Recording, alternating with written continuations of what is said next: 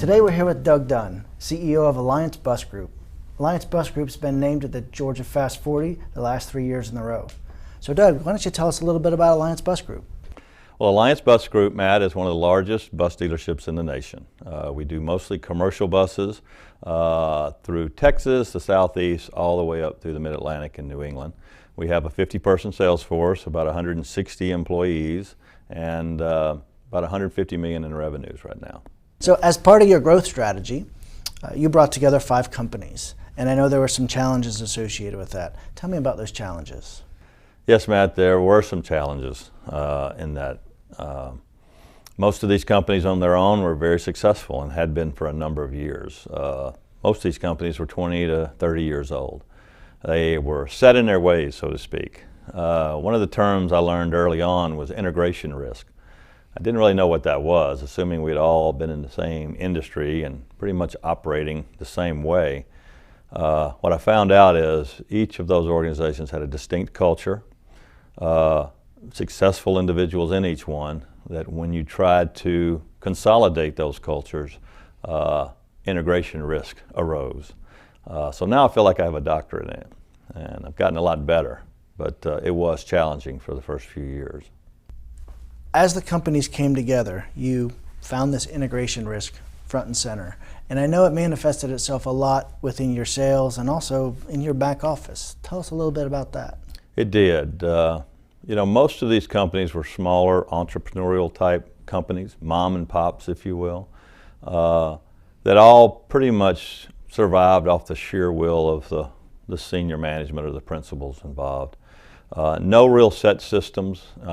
I refer to it as spreadsheet management. You know, if we didn't have Excel, we couldn't exist type things. And we knew we had to get away from that. We had to put together a centralized system, and a dealer management software was the answer. And when we started this consolidation of companies, this joining of companies, we put this system in at the same place at the same time. And operationally that was a challenge, because then we had no one company that knew the system that well, and we all kind of learned it together.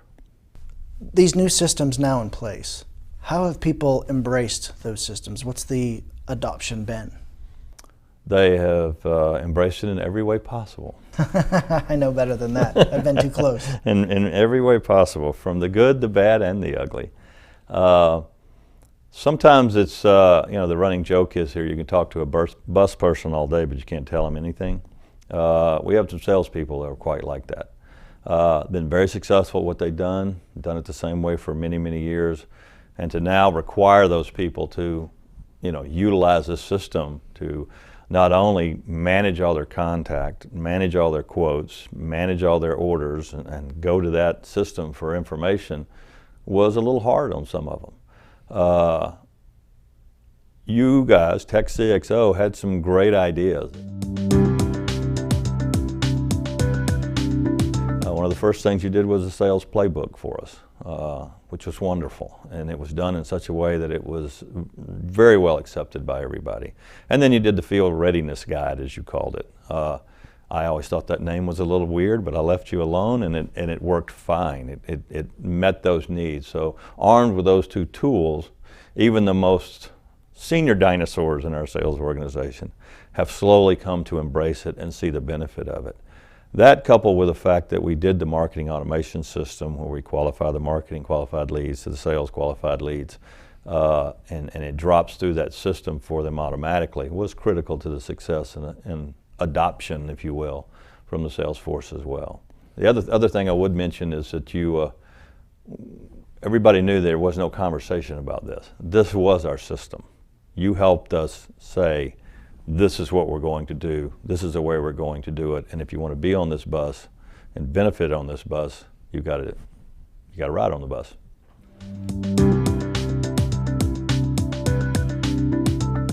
In the beginning, it was a lot of data gathering, a lot of, I think you and Paul and other people you brought in just studying the lay of the land, so to speak, which needed to be understood on your parts.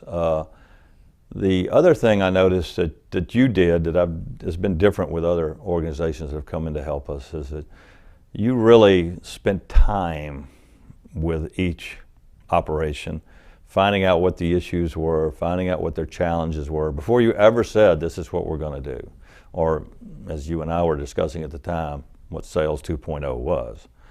If you had came out and told those people what Sales 2.0 was, you would have had a tremendous amount of resistance. And you had the great foresight not to do that, but to study what they needed and work through it that way.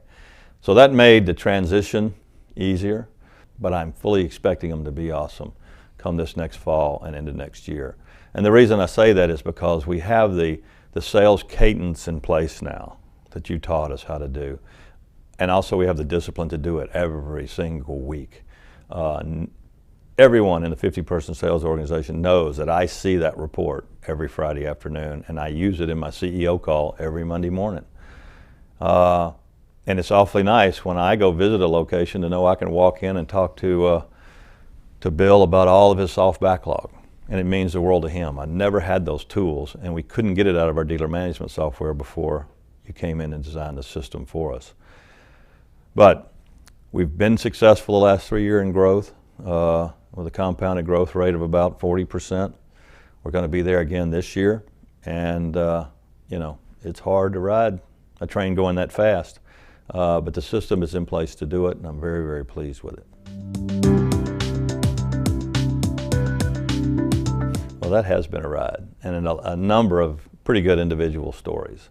One of the first things I think that they all realize, and most salespeople, as you well know better than anybody, are a little bit skeptical of any new program coming into place. We had a lot of those. But they realized that we were making a commitment and making a huge investment into a program that was going to do nothing but benefit each one of them.